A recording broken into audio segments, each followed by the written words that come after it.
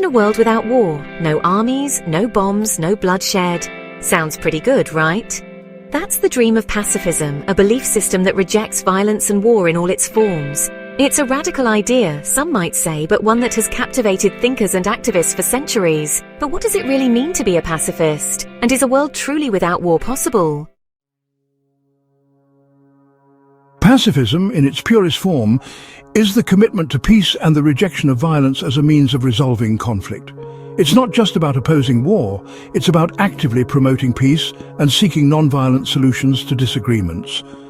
For example, a pacifist might choose to protest a war by organizing a peace march or engaging in non-violent civil disobedience, rather than taking up arms. Now, not all pacifists are cut from the same cloth. There are different flavors of pacifism, each with its own nuances. Absolute pacifists, like Mahatma Gandhi and Desmond Doss, believe that violence is never the answer, no matter the circumstances. They oppose all forms of violence, even in self-defense. Then you have selective pacifists who oppose some wars, but not others, perhaps drawing the line at wars of aggression or those fought for unjust causes. For example, a selective pacifist might support a war fought in self-defense against an invading force, but oppose a war fought for economic gain. And let's not forget conditional pacifists. These folks oppose war in general, but might accept it as a last resort if certain conditions are met, such as a UN resolution authorizing military action, or if all other options have been exhausted. Think of it like this. If a group of bullies is constantly picking on your little brother, a conditional pacifist might say, "Look, we've tried talking to them, we've tried reasoning with them, but they won't listen. Sometimes you gotta stand up to bullies, even if it means using force as a last resort."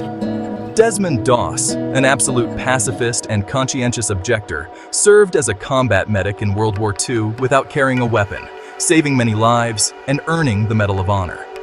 A conscientious objector is someone who refuses to serve in the armed forces or bear arms on moral or religious grounds.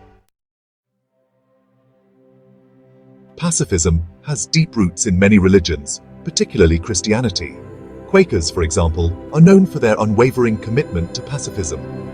They believe that war and violence are incompatible with the teachings of Jesus Christ, who preached love and forgiveness. Christian evangelicals, on the other hand, often hold more diverse views on pacifism. Some embrace pacifism, citing biblical passages like "Blessed are the peacemakers," while others believe in just war theory, which argues that war can be morally justifiable under certain circumstances. Now, you might be thinking pacifism sounds great and all, but what about those times when violence is necessary? That's a question that has vexed philosophers and theologians for centuries. Critics of pacifism argue that it's a naive and unrealistic ideology that ignores the harsh realities of the world. They point to historical examples like the Holocaust, where they argue that pacifism would have led to even greater suffering. Others argue that pacifism can be a form of privilege, often espoused by those who haven't personally experienced the horrors of war and oppression. So where does that leave us? Pacifism is a complex and challenging belief system with no easy answers. It asks us to confront uncomfortable truths about violence, justice, and the nature of humanity. While a world completely free from war may seem like a distant utopia, the principles of pacifism, dialogue, empathy, non-violence offer valuable tools for navigating conflict in our daily lives. Whether you're a die-hard pacifist or a skeptical observer, there's no denying the power and peril of peace.